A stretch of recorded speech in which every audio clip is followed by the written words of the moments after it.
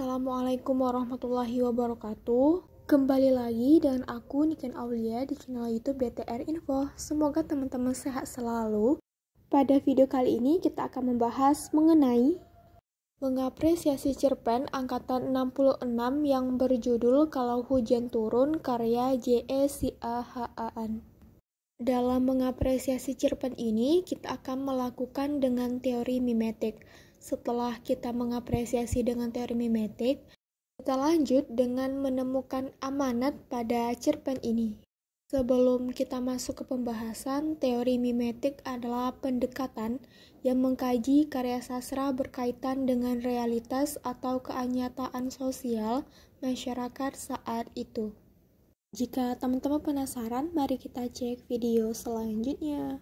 Yang pertama, sepulang sekolah ayah bekerja di sawah dan aku harus ikut dengannya.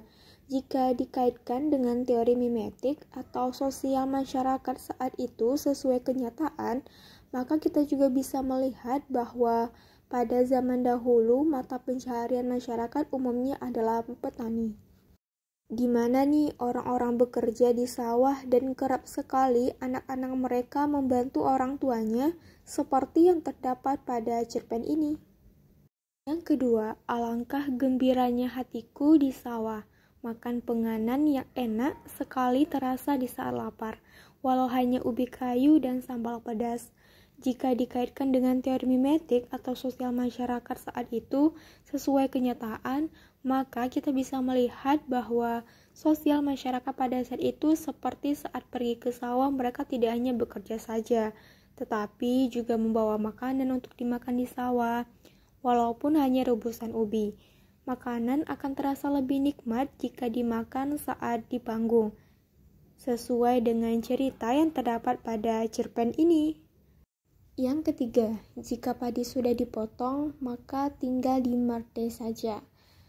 Jika dikaitkan dengan teori mimetik atau sosial masyarakat saat itu sesuai kenyataan, maka kita bisa melihat bahwa pada zaman dahulu, masyarakat di desa ketika padi selesai dipanen, mereka akan segera membersihkan agar padi bisa lepas dari tangkainya.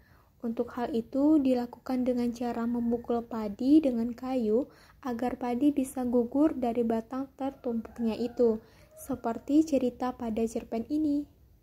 Yang keempat, besoknya jika hari pasar, beras dibawa ibu ke pasar dengan sebuah pedati sewaan.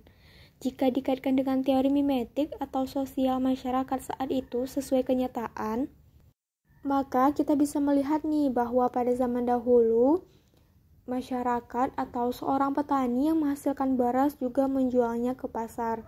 Mereka membawa beras ke pasar menggunakan alat transportasi seperti pedati sewaan yang sudah mereka siapkan sesuai dengan cerita pada cerpen ini. Yang kelima, ibu pulang dari pasar membawa buntalan-buntalan yang berisikan pakaian. Jika dilihat dari teori mimetik atau sosial masyarakat saat itu sesuai kenyataan, kita bisa mengetahui dan bisa melihat bahwa saat itu adanya transaksi barter atau tukar-menukar barang. Transaksi ini bertujuan untuk bisa memenuhi kebutuhan masyarakat satu sama lainnya yang pastinya kebutuhannya itu berbeda. Dengan melihat barang yang dibawa pulang, orang-orang di rumah atau anak-anak mereka pasti merasakan kebahagiaan karena mereka bisa memiliki barang baru, walaupun barang itu hanya barang dari pertukaran atau barter. Nah, tetapi pada zaman itu juga belum ada mata uang yang bisa dijadikan transaksi. Oleh karena itu, pada umumnya masyarakat juga menggunakan transaksi barter ini dalam memenuhi kebutuhan mereka. Selanjutnya, pada video kali ini kita akan membahas mengenai amanat pada cerpen ini.